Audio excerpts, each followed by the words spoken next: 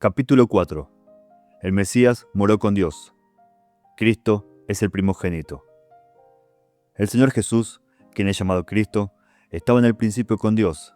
Él fue el Hijo unigénito que estaba en el seno del Padre, sí, desde el principio. Él fue preparado desde antes de la fundación del mundo. Y su solemne oración, pronunciada cerca del clímax de su ministerio mortal, fue: Ahora pues, Padre, glorifícame tú en tu presencia con aquella gloria que tuve contigo antes que el mundo fuese. Aunque Él ha alcanzado ahora ese estado exaltado en el que se le describe como siendo de eternidad en eternidad, y desde la eternidad hasta toda la eternidad, como será eventualmente la descripción y el estado de todos aquellos que alcancen la exaltación, no obstante, como identidad consciente, Él tuvo un principio. Él nació como lo fueron todos los hijos espirituales del Padre. Dios fue su Padre, como lo es de todos los demás, para Él como para todos los hombres, y Él es el prototipo, el elemento espiritual eterno que no tiene principio ni fin, y es autoexistente por naturaleza, fue organizado en un cuerpo espiritual. Él fue una de las inteligencias que fueron organizadas antes que el mundo fuese. En una línea mesiánica, en medio de varias profecías acerca de su venida, el salmista registra la mente del Padre con estas palabras: Yo también lo pondré por primogénito, el más excelso de los reyes de la tierra. Y casi 3 milenios después, nuestro Señor dijo a José Smith: Yo estaba en el principio con el Padre, y soy el primogénito.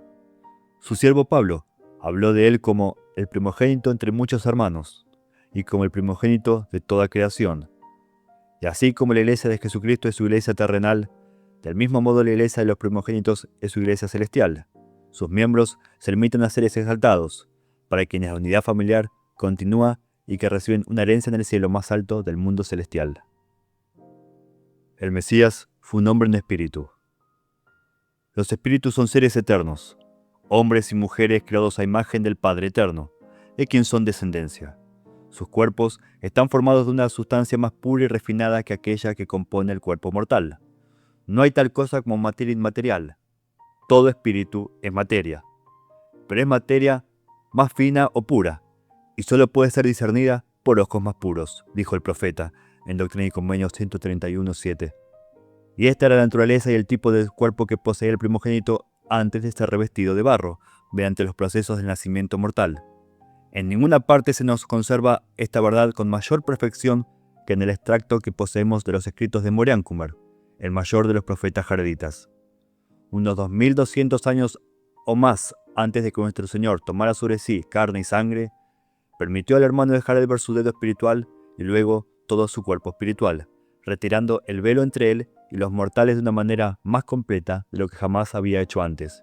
He aquí, este cuerpo que ahora ves es el cuerpo de mi espíritu, y aún como me aparezco a ti para que me veas, así me apareceré a mi pueblo en la carne.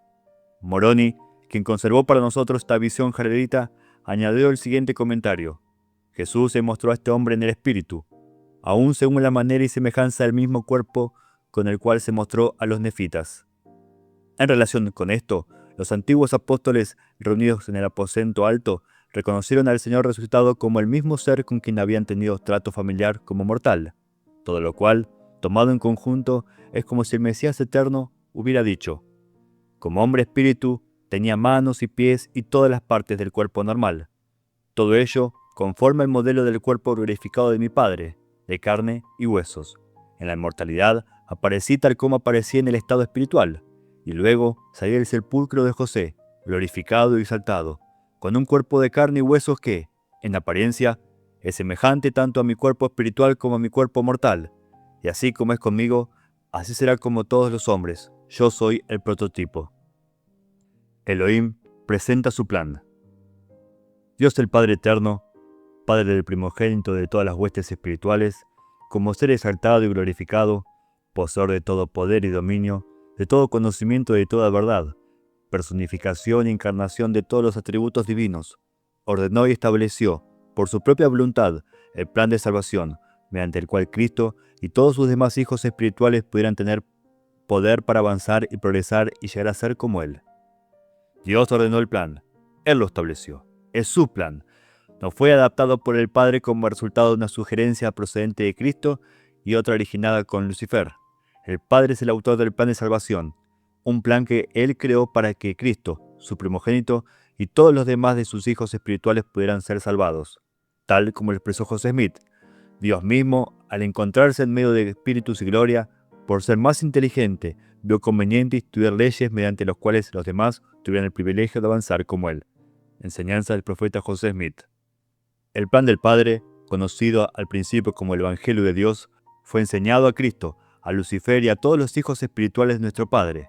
Cada persona, investida del poder divino de albedrío, era libre de creer o no creer, de obedecer o desobedecer, de seguir a Elohim o rechazar su bondad y su gracia. El plan mismo incluía la creación y el poblamiento de una tierra. Los hijos de Dios habrían de tener el privilegio de obtener cuerpos mortales y de ser probados y examinados en un estado de probación, para ver si guardarían los mandamientos de su Padre pese a todo. El plan requería que uno de los hijos espirituales de la deidad naciera en la mortalidad como el Hijo unigénito en la carne, quien heredaría así del Padre el poder de la inmortalidad. Requería que este escogido efectuara una expiación infinita y eterna, mediante la cual los hombres caídos serían levantados a la inmortalidad, mientras que aquellos que creyeran y obedecieran podrían además obtener la vida eterna. Después de que este plan fue enseñado a todas las huestes del cielo, después que fue conocido y entendido por todos, después que todos sus aspectos fueron debatidos y evaluados, entonces el Padre pidió un voluntario para poner en vigor todos los términos y condiciones de su plan. Fue entonces, cuando todos los demás estaban preparados, que se llevó a cabo el gran concilio. ¿A quién enviaré para ser el Salvador y Redentor? Es decir, ¿quién efectuará el sacrificio expiatorio infinito y eterno? ¿Quién defenderá mi causa? ¿Quién irá y hará mi voluntad? ¿Quién pondrá en operación todos los términos y condiciones de mi plan? ¿Quién será mi hijo? ¿Quién será el Mesías? Y así quedó dispuesto el escenario. Así había llegado el tiempo señalado. Así estaba a las puertas la elección y la pronación del Mesías. Cristo adopta el plan del Padre. Dos espíritus de renombre, dos hombres de poder e influencia, dos cuyas voces habían sido escuchadas por todas las huestes del cielo, se adelantaron para responder al llamado del Padre. ¿A quién enviaré? Uno fue Cristo, el otro Lucifer. Nuestro Señor dijo: Padre, hágase tu voluntad, y la gloria sea tuya para siempre. Es decir, Padre, acepto todos los términos y condiciones de tu plan. Haré tu voluntad, descenderé como tu Hijo, el unigénito en la carne. Con tu ayuda expiaré los pecados del mundo, y en todas las cosas te atribuiré el honor y la gloria. Lucifer dijo: He aquí estoy. Envíame, seré tu Hijo, y redimiré a toda la humanidad, para que ninguna alma se pierda, y ciertamente lo haré. Por tanto, dame tu honor. Es decir, rechazo tu plan. Estoy dispuesto a ser tu hijo y expiar los pecados del mundo, pero a cambio, déjame tu lugar y sentarme en tu trono. Sí, ascenderé al cielo, ensalzaré mi trono sobre las estrellas de Dios, y seré semejante al Altísimo. De los eventos dramáticos y trascendentales de aquel día, el elder Orson F. Whitney escribió estos versos. Una estatura que combina fuerza con gracia, el semblante humilde aunque divino, la gloria de cuyo rostro sobrepasaba el brillo del mediodía, más blanca su cabellera que la espuma del océano, o la escarcha de colina alpina. Habló, la tensión se volvió más grave, el silencio aún más profundo. Padre, la voz como música descendía, clara como el murmullo del flujo, de un arroyo de montaña que baja desde alturas de nieve virginal. Padre, decía, ya que uno debe morir para redimir a tus hijos, mientras que la tierra, aún no formada y vacía, se llene de vida palpitante, y que el poderoso Miguel caiga primero, para que el hombre mortal pueda ser, y debas enviar al Salvador escogido. He aquí estoy, envíame. No busco ni pido recompensa, salvo aquello que entonces será mío. Mío sea el sacrificio voluntario, la gloria eterna sea tuya. En Joseph Fielding Smith, Camino a la Perfección. Entonces vino el decreto. La cuestión quedó resuelta, salvo por la rebelión y guerra que seguirían. La voz del Todopoderoso dijo: enviaré el primero. El Dios del cielo dijo: mi amado Hijo, que fue mi amado y escogido desde el principio, sería el Salvador y Redentor, el Libertador y Mesías. Lucifer se rebeló. Él y un tercio de las huestes celestiales, todos en un solo pensamiento y espíritu, fueron arrojados a la tierra, negándoseles cuerpos mortales y condenados para siempre, condenados a sufrir la plenitud de la ira de aquel cuyo plan rechazaron. Desde el principio, El Redentor destinado había adoptado, definido y promovido el plan del Padre. Ahora, con el decreto emitido de que Él había de redimir y salvar a la humanidad, que su expiación permitiría a los hombres llegar a ser como su Padre y Dios, y que el propósito del eterno Elohim se cumpliera completamente, sucedieron dos cosas. Primero, el Mesías fue verdaderamente preordenado y se convirtió en el Cordero inmolado de la fundación del mundo. Segundo, el Evangelio de Dios se convirtió en el Evangelio de Jesucristo, o como Pablo escribiría después, el Evangelio de Dios acerca del Hijo de Jesucristo nuestro Señor. Y así, el propio plan de salvación, para significar que la salvación viene por Cristo, recibió el nombre de aquel que fue amado y escogido desde el principio. De esta manera, como expresó Pablo, se convirtió en el autor, o como se traduce mejor, la causa de la salvación eterna para todos los que lo obedecen. Hebreos 5:9. Se convirtió en el capitán, es decir, el líder de la salvación de los fieles. ¿Qué es el Evangelio? El Evangelio de Jesucristo es el plan de salvación. Abarca todas las leyes, principios, doctrinas, ritos, ordenanzas, actos, poderes, autoridades y llaves necesarias para salvar y exaltar a los hombres en el cielo más alto en lo venidero. Es el convenio de salvación que el Señor hace con los hombres en la tierra. Desde la perspectiva del eterno Elohim, el Evangelio es todo lo que Él ha dispuesto y ordenado para salvar a sus hijos. Son las leyes que les dio en la preexistencia, es la creación de la tierra, es la elección de un Redentor, es este segundo estado en el que son expuestos a los deseos de la carne y es la esperanza de la vida eterna con Él y con sus santos para siempre. Desde la perspectiva de aquel que es nuestro Redentor, el Evangelio es el sacrificio expiatorio que pone en plena operación y hace vinculante y eficaz todo lo que el Padre ha preparado para los que le aman. Es el nacimiento de nuestro Señor en Belén, su niñez en Nazaret, su ministerio en Judea y Perea, son los milagros que realizó, la obra que hizo, las leyes que dio a conocer. Es el jardín de Getsemaní y el monte del Calvario, son grandes gotas de sangre que caen de cada poro, mientras Él toma sobre sí los pecados del mundo. Es una lanza romana que atraviesa un costado sin pecado. Es un sepulcro abierto fuera del muro de la ciudad. Es todo el poder que se le ha dado en el cielo y en la tierra. Es la inmortalidad como regalo gratuito para todos y la vida eterna para los fieles. Desde la perspectiva del hombre, el Evangelio es un mejor modo de vida. Es luz que estalla en un desierto de tinieblas. Es fe, arrepentimiento, bautismo y el don del Espíritu Santo.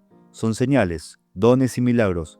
Son los ojos de los ciegos que se abren, los oídos de los sordos que se adaptan, y los muertos que se levantan de sus lechos funerarios. Es persecución, sufrimiento y pruebas. Es aprender a vivir como corresponde a un santo.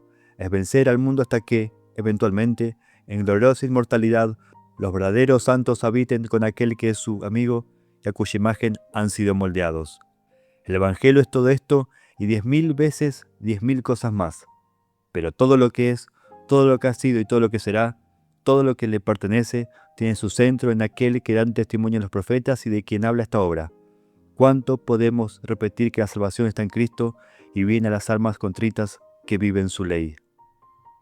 Cristo se hizo semejante a Dios. Abraham vio en visión a todas las huestes espirituales del cielo. Entre ellas estaban los nobles y grandes que participaron en la creación de esta tierra y que fueron preordenados para servir al Todopoderoso en capacidades especiales mientras habitaban en la mortalidad. Cristo estaba allí, el espíritu principal de las innumerables huestes.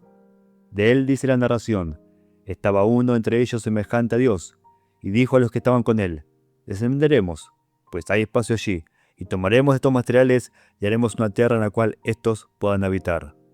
Semejante a Dios, semejante al Elohim exaltado, que en el sentido último es el creador, sustentador y conservador del universo. Semejante a Dios, ¿cómo y de qué manera? En cuanto a la duración de los días, a la posesión de descendencia, a la naturaleza exaltada de su cuerpo tangible? No, porque el Hijo del Padre aún debía pasar por una prueba mortal, vencer al mundo, alcanzar la resurrección y regresar a su Padre con su propio cuerpo glorioso y tangible. Pero semejante a él en inteligencia, conocimiento y entendimiento en la posesión de la verdad, de conformidad a la ley divina y por tanto en poder. Semejante a él en el plan y propósito, el deseo de rectitud, en disposición para servir a sus hermanos, en todas las cosas que conducen a la plenitud de la gloria del Padre, que nadie puede recibir hasta que viva en la unidad familiar eterna como Él. Semejante a Él como guía y luz para todos los demás, semejante a Él como creador de mundos y planetas innumerables.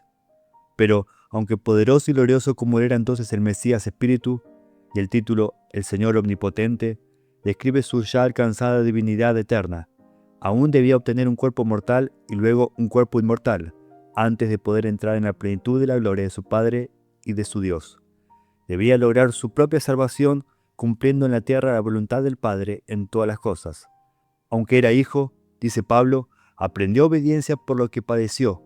Hebreos 5:8, lo que significa que el Señor Omnipotente mismo debía vencer el mundo y enfrentarse a toda oposición antes de poder, y nuevamente, el lenguaje de Pablo, ser perfecto, en el sentido absoluto y último, es decir, perfecto, así como vuestro Padre que está en los cielos es perfecto. Después de su resurrección, cuando lo había logrado, esta declaración del Sermón del Monte, dada a los nefitas, fue ampliada correctamente. Perfecto, así como yo, o vuestro Padre que está en los cielos, es perfecto. Fue Juan, a quienes los hombres llamaban el Bautista, que vio los cielos abiertos, descender el Espíritu Santo y oyó la voz del Padre que proclamaba: «Este es mi Hijo amado». Fue este Juan quien nos dejó el relato más perfecto conocido sobre la progresión mortal y los logros de aquel que era Dios antes que el mundo existiera.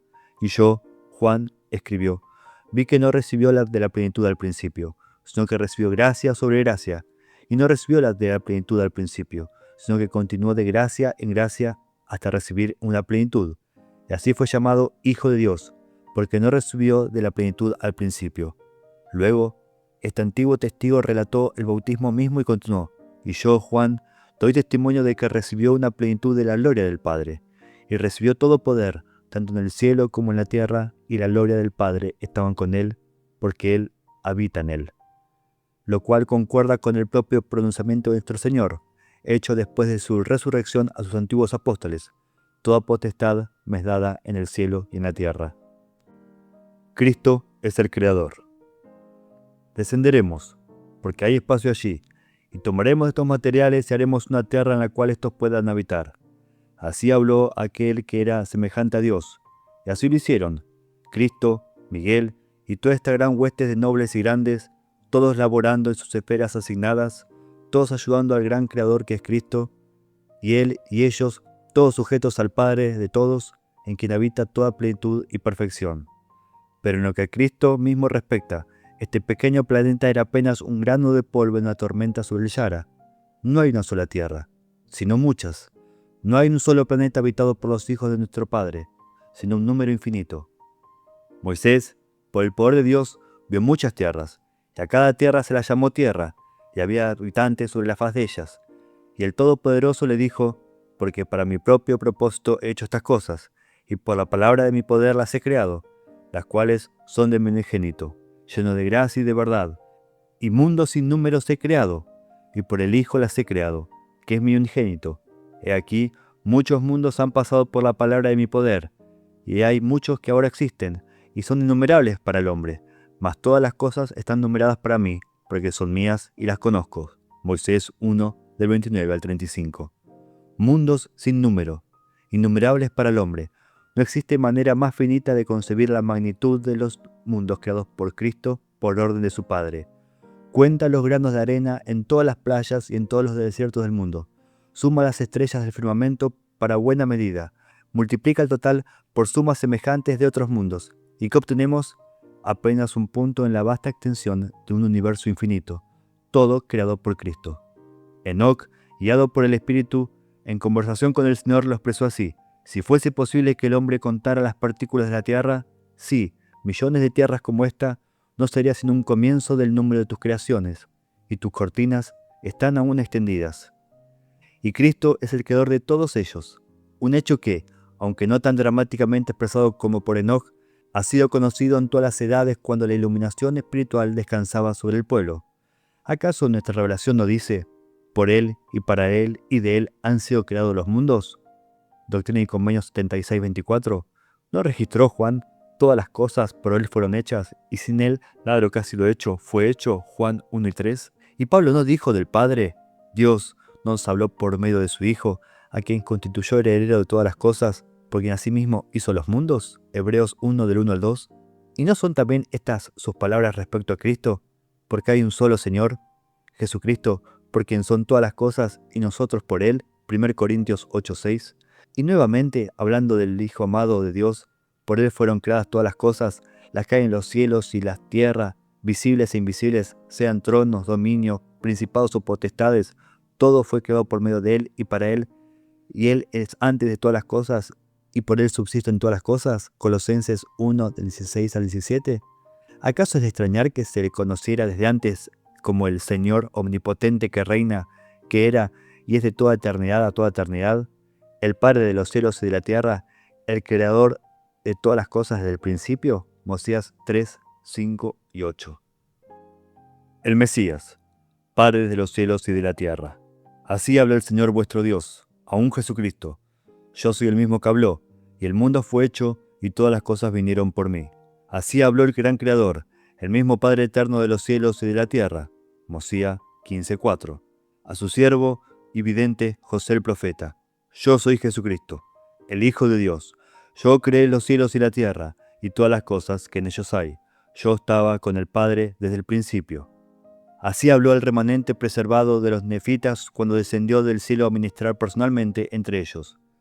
Y unos 400 años después, Amoroni, el último de los profetas nefitas, se identificó como Jesucristo, el Hijo de Dios, el Padre de los cielos y de la tierra, y de todas las cosas que en ellos hay. Éter 4:7. Por lo tanto, no hay ni puede haber ninguna duda sobre quién creó la tierra y todas las cosas que en ellas hay. Así leemos en los 10 mandamientos. En 6 días hizo Jehová los cielos y la tierra, el mar y todas las cosas que en ellos hay. Éxodo 20:11. Y preguntamos, ¿quién habla? ¿Quién es el gran creador? ¿Quién hizo los cielos y la tierra? La respuesta retumba, el gran Jehová, que es el Señor Jesucristo. Y de este modo aprendemos que todas las declaraciones de todos los profetas de todas las edades que hablan de Dios como creador son de naturaleza mesiánica. Hablan de aquel ser que vino en el meridiano de los tiempos a hacer la única obra igual a la creación, la obra de la redención. Nuestras antiguas escrituras hablan de Cristo cuando dicen: nuestra ayuda está en el nombre del Señor, que hizo los cielos y la tierra. Salmos 124:8. Jehová, que hizo los cielos y la tierra, os bendiga desde Sión. Salmos 134:3. Bienaventurado aquel que tiene por ayuda a Dios de Jacob, cuya esperanza está en Jehová su Dios, que hizo los cielos y la tierra, el mar y todo lo que en ellos hay. Salmos 146, 5 y 6. El Señor tu Hacedor ha extendido los cielos y ha asentado los cimientos de la tierra. Isaías 51:13. Después de decir que Cristo hizo los mundos, Pablo cita esta escritura del Antiguo Testamento para probarlo. Tú, oh Señor, en el principio fundaste la tierra, y los cielos son obra de tus manos. Perecerán, mas tú permanecerás, y todos ellos como vestiduras se envejecerán. Como un vestido los envolverás, y serán mudados, pero tú eres el mismo, y tus años no acabarán. Hebreos 1:2, 10, 12. Salmos 102, 25, 27. Y de igual modo, todas las demás escrituras del Antiguo Testamento que hablan de este mismo Señor, aunque no usen explícitamente palabras que lo identifiquen como el Creador, son también de naturaleza mesiánica. Pero es en el Libro de Mormón donde encontramos las ilustraciones más perfectas de las profecías mesiánicas que identifican al Creador como el Redentor prometido. Allí vemos que el Padre de los cielos y de la tierra ha ministrado o ministra de las siguientes maneras. Primero, es el Dios de Abraham y de los profetas. Él, el Padre de los cielos, es aquel, dice Nefi, que hizo convenio con Abraham diciendo: en tu simiente serán benditas todas las familias de la tierra. Y estos convenios serán dados a conocer nuevamente en los últimos días. 1 Nefi 22:9. Ya hemos notado en este contexto que el salmista lo llamó el Dios de Jacob. Salmos 146:5. Segundo, es el unigénito del Padre. Vendrá el día, profetiza Nefi, que el unigénito del Padre, sí, aún el Padre de los cielos y de la tierra, se manifestará a ellos en la carne. Segundo Nefi 25:12. Tercero, habitará en Jerusalén y morirá por los pecados de los hombres. En el cuerpo se mostrará a los de Jerusalén, porque conviene al gran Creador que se sujeta al hombre en la carne y muera por todos los hombres, para que todos los hombres puedan sujetarse a él. Segundo Nefi 9:5. Cuarto, expiará los pecados del mundo y traerá la resurrección, porque como la muerte ha pasado sobre todos los hombres, para cumplir el misericordioso plan del gran Creador, Es necesario que haya poder de resurrección. Debe ser una expiación infinita. De no ser así, esta corrupción no podría revestirse de incorrupción. Segundo Nefi 9, 6 y 7. Oh, ten misericordiosa y aplica la sangre expiatoria de Cristo para que recibamos perdón de nuestros pecados y nuestros corazones sean purificados. Porque creemos en Cristo, el Hijo de Dios, que creó los cielos y la tierra y todas las cosas, que vendrá entre los hijos de los hombres. Mosía 4:2. Quinto, es el Señor omnipotente. Quisiera que fueseis firmes e inmutables, exhortó el rey Benjamín a su pueblo, siempre abundante en buenas obras, para que Cristo, el Señor Dios omnipotente, os selle como suyos, y seáis llevados al cielo, y tengáis salvación eterna y vida eterna, por la sabiduría, poder, justicia y misericordia de aquel que creó todas las cosas, en los cielos y en la tierra, que es Dios sobre todos. Mosías 5:15. 6. Tomará sobre sí carne y sangre.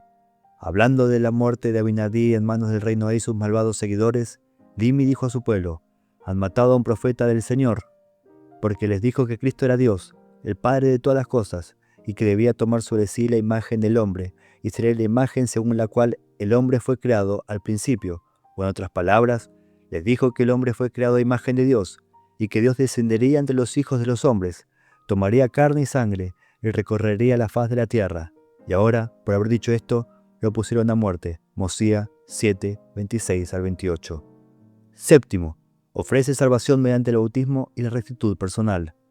Esta es mi iglesia, dijo Alma, y todo aquel que sea bautizado será bautizado para arrepentimiento, porque yo tomo sobre mí los pecados del mundo, y doy a quien cree hasta el fin un lugar a mi diestra. He aquí, en mi nombre son llamados, y si me conocen, saldrán y tendrán lugar eternamente a mi diestra. Mosía 26, del 22 al 24. Octavo, es el Redentor. Al momento de su conversión, Alma el joven confesó su pasada rebelión diciendo: rechacé a mi Redentor, y negué lo que vuestros padres habían declarado, mas ahora, para que prevean que Él vendrá, y que se acuerda de toda criatura que ha creado, Él se manifestará a todos. Mosía 27:30. Noveno, es el Hijo de Dios que redimirá a su pueblo. Sirrón preguntó: ¿es el Hijo de Dios el mismo Padre Eterno? Amulek respondió: sí, es el mismo Padre Eterno de los cielos y de la tierra, y de todas las cosas que en ellos hay. Es el principio y el fin, el primero y el último, y vendrá al mundo a redimir a su pueblo. Alma 11, de 38 al 40. Samuel el Amanita profetizó sobre la venida de Jesucristo, el Hijo de Dios, el Padre de los cielos y de la tierra, creador de todas las cosas desde el principio. El Amán 14 al 12. ¿Creó Cristo al hombre? Hemos visto ya que Cristo creó todas las cosas, esta tierra y todo lo que hay en ella, porque en Él fueron creadas todas las cosas, las que hay en los cielos y las que hay en la tierra. Colosenses 1:16. Hemos visto también que Él es el mismo Padre eterno de los cielos y de la tierra, y de todas las cosas que en ellos hay. Es decir, que creó todas las formas de vida sobre la faz de la tierra. ¿Debemos entender esto? ¿Qué significa que también creó al hombre? Así podría razonarse a partir de las afirmaciones generales hechas en estas y otras revelaciones. Y de hecho, hay algunos pasajes de las Escrituras que ahora consideraremos que, según el uso literal de las palabras, podrían interpretarse como si el hombre mortal hubiese sido creado no por el Padre, sino por el Hijo. En un pasaje profundo y complejo revelado a José Smith, Cristo declara: el Padre y yo somos uno, el Padre porque me dio su plenitud, y el Hijo porque estaba en el mundo e hice de la carne mi tabernáculo, y moré entre los hijos de los hombres, estaba en el mundo y recibí de mi Padre, y la obra de él eran manifiestas. Luego, esta revelación cita un registro antiguo escrito originalmente por Juan el Bautista, pero conservado y parafraseado en parte por Juan el Revelador en su Evangelio, el cual habla de Cristo en su función creadora e incluye estas palabras: los mundos por él fueron hechos, los hombres por él fueron hechos, todas las cosas por él fueron hechas, y por medio de él y de él. Después se explica que fue llamado el Hijo de Dios, porque no recibió de la plenitud al principio, pero que, en su debido tiempo, después de la resurrección, recibió la plenitud de la gloria del Padre. Doctrina y Convenios 93, 3 al 16. Ahora bien, tengamos presente este pasaje. Entre otras cosas, trata a Cristo en su calidad tanto de Padre como de Hijo. Es una idea muy similar a la expresada por Abinadí, cuando dijo de Cristo: porque morará en la carne, será llamado el Hijo de Dios, y habiendo sujetado la carne a la voluntad del Padre, siendo el Padre y el Padre porque fue concebido por el poder de Dios, y el Hijo por causa de la carne, llegando a ser el Padre y el Hijo, y son solo un Dios. Sí, el mismo Padre eterno del cielo y de la tierra. En la revelación más completa que el Señor había dado de sí mismo hasta ese momento, dijo al hermano de Jared: Yo soy Jesucristo, yo soy el Padre y el Hijo. ¿Ves que sois creados a mi propia imagen? Sí, aún todos los hombres fueron creados al principio a mi propia imagen. He aquí, este cuerpo que ahora ves es el cuerpo de mi espíritu. Éter 3, 14 al 16. Recordemos una vez más que este pasaje también trata de Cristo en su condición de Padre y de Hijo. En un pasaje que ya hemos citado en otro contexto, Limi repasa las enseñanzas de Abinadí, que Cristo era el Dios, el Padre de todas las cosas, y dijo que Él tomaría sobre sí la imagen del hombre, y que sería la imagen conforme a la cual el hombre fue creado al principio. En otras palabras, dijo que el hombre fue creado conforme a la imagen de Dios, y que Dios descendería entre los hijos de los hombres, y tomaría sobre sí carne y sangre, y andaría sobre la faz de la tierra. Mosías 7:27. Observa que este pasaje afirma, en gran medida, la misma verdad relativa a la creación del hombre que el Señor Jesucristo había revelado previamente al hermano de Jared. Y ve, por tanto, el carácter de Cristo como Padre y como Hijo está necesariamente implicado. En un pasaje de gran valor doctrinal y de extraordinaria belleza literaria, Isaías habla del Señor Jehová, el Santo de Israel, que es Cristo, como el Hacedor del hombre. Yo hice la tierra, y creé sobre ella al hombre. Yo, mis manos, extendieron los cielos, y a todo su ejército mandé. Isaías 45:12. Una vez más, la creación del hombre parece atribuirse al Hijo de Dios. Sin embargo, por otras fuentes sagradas sabemos que Jehová Cristo, asistido por muchos de los nobles y grandes, entre los cuales Miguel solo es un ejemplo, creó efectivamente la tierra y todas las formas de vida vegetal y animal que hay sobre ella. Pero cuando llegó el momento de colocar al hombre sobre la tierra, hubo un cambio de los creadores. Es decir, el Padre mismo se involucró personalmente. Todas las cosas fueron creadas por el Hijo, usando el poder delegado por el Padre, excepto al hombre. Tanto en el espíritu como en la carne, el hombre fue creado por el Padre. No hubo delegación de autoridad en la que respecta a la criatura culminante de la creación. Yo soy el principio y el fin, el Dios Todopoderoso, declara el gran Elohim. Por medio de mi unigénito creé todas estas cosas. Sí, en el principio creé los cielos y la tierra. Moisés 2:1. Es decir, Dios hizo todas estas cosas por medio de su Hijo. Pero cuando se trata de la creación planificada del hombre mortal, el registro inspirado dice: Y yo, Dios, dije a mi unigénito, que estaba conmigo desde el principio: hagamos al hombre a nuestra imagen, conforme a nuestra semejanza. Y fue así. Pero cuando el plan se convierte en realidad y la propuesta es un hecho consumado, el registro personaliza el acontecimiento y lo centra en la cabeza suprema. Y yo, Dios, creé al hombre a mi propia imagen. A imagen de mi unigénito lo creé, varón y hembra los creé. Es decir, Dios mismo, personalmente, creó al hombre, aunque siguió honrando al Hijo en el sentido en que la criatura creada salió de la imagen tanto del Padre como del Hijo, como necesariamente debía ser, puesto que ambos eran imagen el uno del otro. En este contexto, es digno notar que José Smith enseñó: un convenio eterno fue hecho entre tres personajes antes de la organización de esta tierra, y se relaciona con su dispensación de las cosas a los hombres sobre la tierra. Estos personajes, según el registro de Abraham, son llamados Dios el primero, el creador; Dios el segundo, el redentor; y Dios el tercero, el testigo o testador. De esto aprendemos que la obra del Padre es la creación, aunque utiliza al Hijo y a otros en la creación de todas las cosas, excepto del hombre. La obra del Hijo es la redención, aunque realiza esta obra infinita por el poder del Padre, y la obra del Espíritu Santo es dar testimonio del Padre y del Hijo, de quien es ministro. En 1916, los debidamente constituidos dirigentes de la Iglesia en la tierra, quienes tienen la responsabilidad final, bajo la deidad, de interpretar y proclamar la mente y la voluntad del Señor en los mortales, emitieron un documento titulado El Padre y el Hijo, una exposición doctrinal de la primera presidencia y los 12. En él se establecen, entre otras cosas, tres sentidos distintos con los que Cristo también es conocido como el Padre.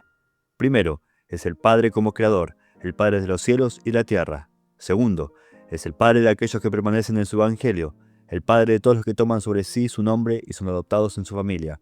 Tercero, es el Padre por investidura divina de autoridad, es decir, que el Padre Elohim ha puesto su nombre sobre el Hijo, le ha dado su poder y autoridad, y lo ha autorizado a hablar en primera persona como si fuera el Padre original o primordial.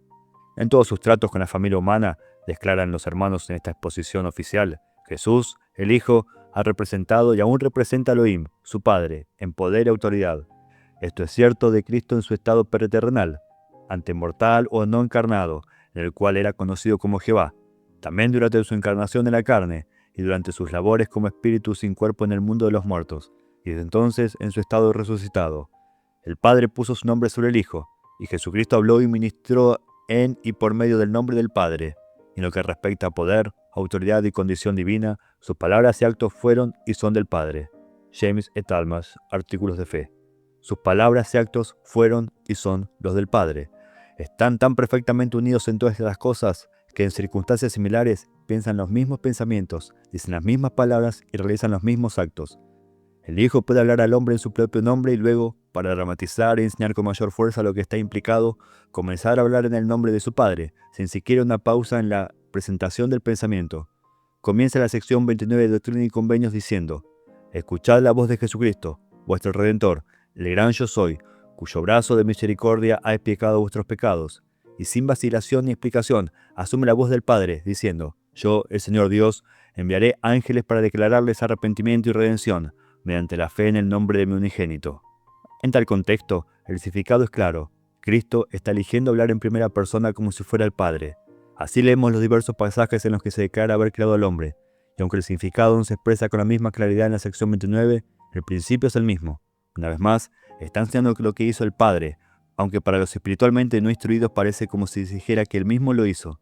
Sus palabras son las palabras del Padre, y sobre nosotros recae la obligación, en palabras de Pablo, de trazar bien las palabras de verdad, 2 Timoteo 2:15, cosa que aquí hemos hecho, como debería resultar evidente para todos.